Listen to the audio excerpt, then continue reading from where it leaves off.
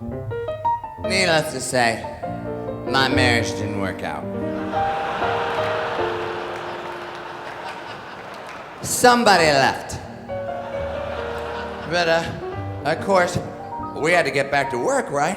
I called Herb. I said, Herb, quit the poker peas. We gotta get back to work, you know. But, of course, by now it was the 60s. Times had changed, you know. It was, you can't just pick up where you left off, you know. We hadn't been working for a while. It was difficult. It was a tough time, but fortunately, I received a letter from a very dear friend of mine, Princess Grace. May she rest in peace. Now, I've been friends with Gracie for a long time, you know, starting in the 50s. You know, a lot of people think, oh, she's the Princess of Monaco, she's a big Academy Award-winning actress. But, you know, when she first started out, she was just a trashy little girl from Philadelphia. And we used to run around, you know, even when she was down out there and making the movie. She'd come back to New York, you know, and we'd go out and hit the town, you know. She was a lot of fun back then. Good time Gracie, you know, she dated a lot, ladies and gentlemen. Let me tell you, Grace Kelly wasn't the first slot machine to end up in Monte Carlo. And, you know, we had a terrific time, you know. We went all over town, you know. She liked to hit the scene, you know, surround herself with a lot of other attractive women. No one who would eclipse her beauty. I fit the bill. So we go out and hit the town, you know. We used to go to all the nightclubs. We go to the Latin Quarter. I remember I used to love the Latin Quarter. It was run by Lou Walters, Barbara Walters' father. He was a lot of fun, you know. We used to call him Toots. Toots Walters, you know. He knew how to keep a party going. He knew how to treat a showgirl. But, you know, eventually, Gracie went off to Monaco and made that movie and met the prince, and, you know, the rest is history. But of course, when she became engaged to Prince Rainier, she asked me if I would be one of her bridesmaids.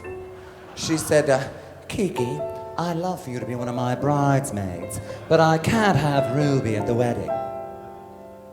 I said, well, if Ruby can't come, then I'm not coming either. Stupid. So she got Rita Gam. But, you know, I got Grace Kelly and Billie Holiday warning me against this idiot, but I still married him. I love. Avoid that if you can, sweetheart. So, you know, eventually I quit and I got this letter.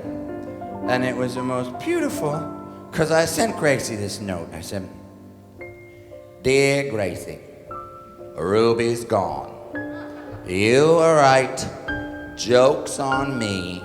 Ha ha. Love, Kiki.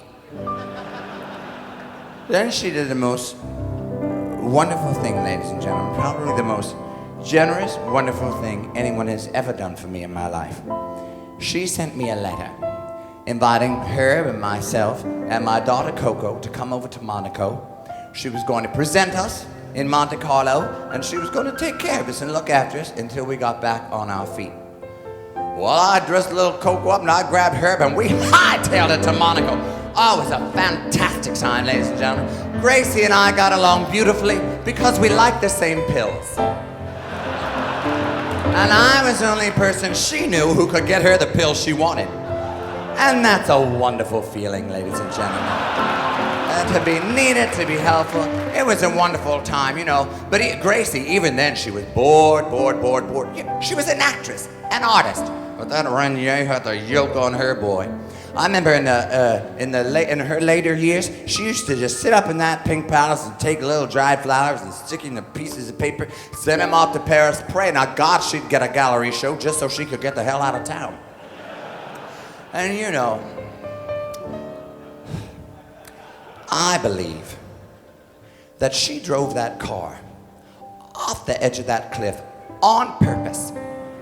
And she had her daughter Stephanie in the car because she knew no one would think she would try to kill herself with her own child in the car. But hey, that's just my theory. But I think I knew Gracie pretty well.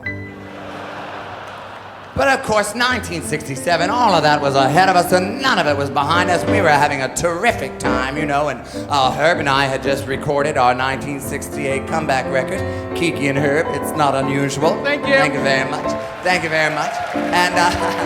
And Gracie just loved, there was one song, she had decided, you see, that she was going to have this, she was bored.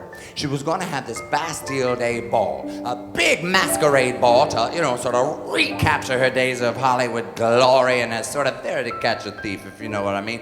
And she was going to invite everybody was going to come from all over Europe, the royalty, the stars. And we used to just sit up in that pink palace and we had recorded this record. And there was one song on that record and she loved it. She just listened to it over and over and over again. Finally I said, listen, Gracie, if you'll turn off the record, I'll sing the goddamn song for you myself. She says, but Kiki, it sounds better on the record. She had a real sense of humor, that Gracie. A lot of people don't know that. She was funny.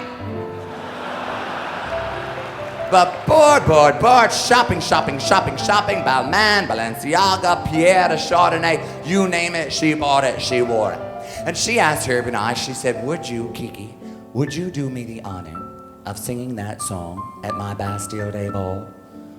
I said, well, sure. Oh my God! Ladies and gentlemen, it was our big break. It was the biggest night of our lives. Everyone was gonna be there. I borrowed a dress from Gracie. You should have seen her face when she realized I'd borrowed it. You could see the surprise behind the mask. But she asked us to come and do this song. And it was really the most glamorous, fantastic evening of our life. Everyone was there, ladies. Needless to say, my marriage didn't work out. Some